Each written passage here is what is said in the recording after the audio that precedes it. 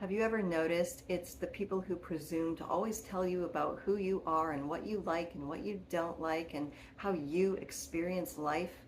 Well, they're the same kind of people who don't even bother to show up for you and get to know you in a relationship. And it's funny because the day that you finally begin to stand up for yourself, draw boundaries, and show up with who you actually are, it freaks everybody out. It especially rattles the kind of people who are just self-indulgent enough to act like they know you better than you know yourself. Biggest problem with that was I never corrected them. I'll bet right now you have toxic people in your life who are treating you the exact same way they perceive you to be. There are some people in this world who will try to detect weaknesses in us, specifically so they can exploit our vulnerable sides. But there are some people who treat us a certain way because that's the impression that they got of us, and we never bothered to correct them. But I'll tell you, it's the particularly insidious type of personality. Sometimes your strength intimidates people, and they see that light in you, and they do everything they can to try to suppress it. And they do this by trying to misdirect your thoughts. You may have thought that you were one way. You may have thought you didn't like being treated a certain way in a relationship, but now they've got you convinced that you asked for it.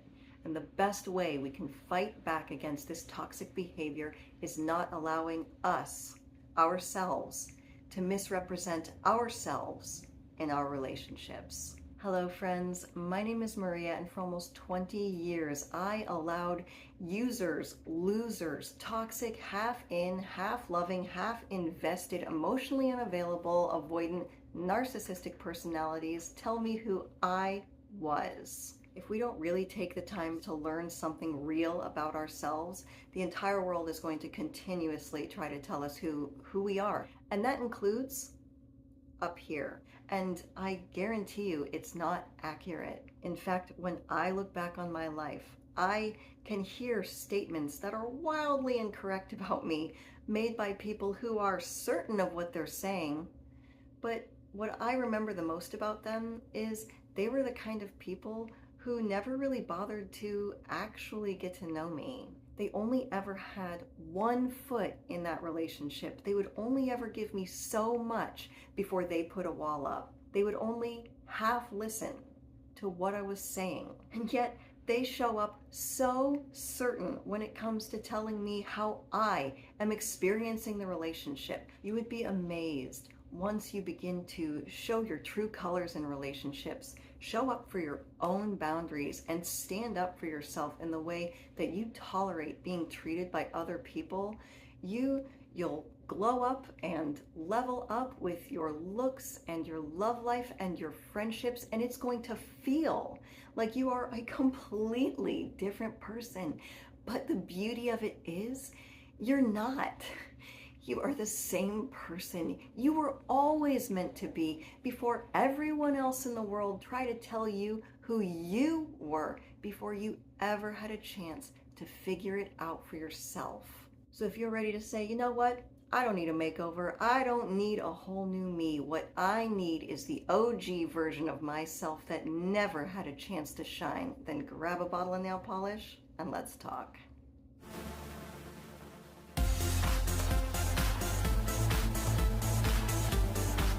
Here is a big sign that you are in a relationship that will cause everyone to be wrong about who you are. It is the kind of relationship where slowly but surely you begin to display behaviors that you're pretty sure you don't remember being okay with.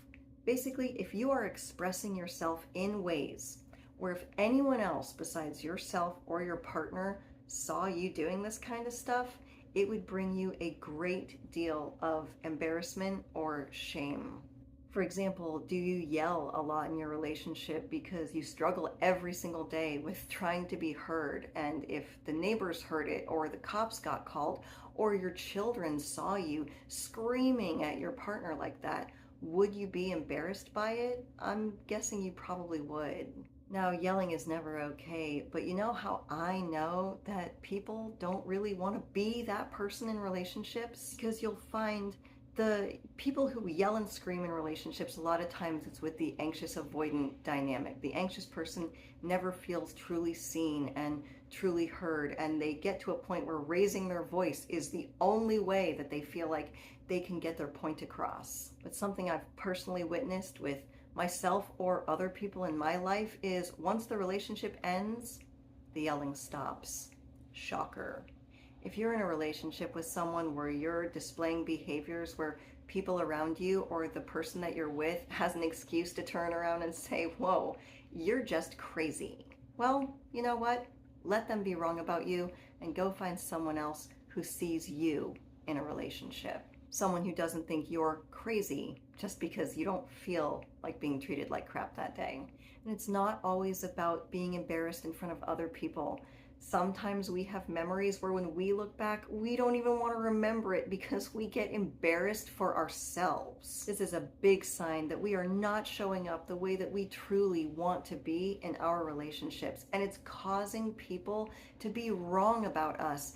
Every single time we double and triple text someone who's going out of their way to ignore us. I'll bet when you were growing up, you never wanted a relationship with someone who specifically ignored you to punish you in a relationship, or because they just figured every time they ignore you and go back to you, you'll always be there for them. Every time we chase down and try to cling on to people who are not treating us the way that we deserve to be treated, it sends them a message and gives them an excuse to turn around and say, well, they know I'm like this and they're choosing to stick around. They must like being treated this way, or at least they'll tolerate it. Tell them with your actions that they're wrong about you and leave them on red permanently. Don't think for a second that toxic people will not try to make you the bad guy in relationships because, hey, it's convenient for them if you're nutter butters. I once had a boyfriend who always tried to convince me that I just liked to fight. I wanted to fight. It's dangerous when you're in a toxic relationship without a very firm and clear understanding about who you are. Because even though I spent many years of my life people-pleasing to the point of my own detriment, never wanting to begin a confrontation with anybody out of fear that they would get angry or upset or leave the relationship, somehow this toxic ex was still able to begin to plant the seeds and convince me that, am I someone who just likes to fight? When logically that made no sense. What I needed to do was finish the sentence. Am I someone who just likes to fight when I'm ignored? Am I someone who just likes to fight when I'm being blown off? Am I someone who just likes to fight when I can't get my boyfriend to say anything nice to me? Am I someone who just likes to fight when he's calling me names? And instead of being in a relationship where I was allowed to have a completely normal response to someone who was not treating me very well, instead I was in a relationship that began to make me feel like, well, I'm being treated like crap and anyone else probably wouldn't even stand for this behavior, but maybe it's my fault. Maybe I just like to fight. Maybe I'm just a crazy bitch. Which begs the question, are you allowing toxic people to be right about you? I once had an ex-boyfriend who dated me for a year tell me that I wasn't a territorial person. And the moment he said it, it hit me so wrong. It was so wildly incorrect. Now, on one hand, I could look back and say, well, he was very emotionally unavailable. He was a bit of a fearful avoidant. He would only let me in so far. But you know what? Now that I look back, on the other hand, I could also say, I never showed the man that I had teeth. In fact, I never showed him that I even had a boundary, because although he really wasn't treating me very well in that relationship, every time he blew me off, I was right back there answering his texts and driving over to his house, asking him what we were going to have for takeout, because even though it bothered me that he never took me out to nice restaurants, I never freaking said anything. It's like I was always in relationships where either I had to scream and yell and fight to be respected, or I never said a word and let these guys walk all over me, and both of those versions of Maria are misrepresentations. The guy I was yelling at probably thought I was a crazy bitch. The guy that I had no boundaries with saw me as a complete cream puff waffler. And instead of staying in the relationships and proving to them that they were right about me, I should have proved them wrong and left. You know, there's been times in my life I've seen beautiful young men be emasculated and embarrassed in public by their toxic wives. And I'm telling you right now, if these guys were okay with it, that'd be one thing. But I'm guessing they're not. They're misrepresenting themselves to the whole world that they are okay with being treated like that in their relationships. I've seen gorgeous girls put up with outrageous and unacceptable behavior from losers who know what they have, but they'll never admit it. They'll never treat those women the way they deserve to be treated. Well, welcome to the other half, where we know attraction is not just about looks. We also have to take care of the inner half. There's been plenty of years in my life I've spent enjoying my looks without ever for one day enjoying the way I was being treated in my romantic relationships. And at the end of the day, it 100% does not matter what you look like on the outside if you spend every weekend alone waiting for someone who is not, will never, can never give you what you need on the inside. And make no mistake, a horrible, toxic relationship will eventually begin to show all over the outside. In fact, if you saw me walking down the street a small handful of years ago, you probably wouldn't recognize me. In fact, a lot of people didn't. And that was embarrassing because I was in relationships that was causing me to display behaviors that were embarrassing, behaviors that told the world, I don't care about myself.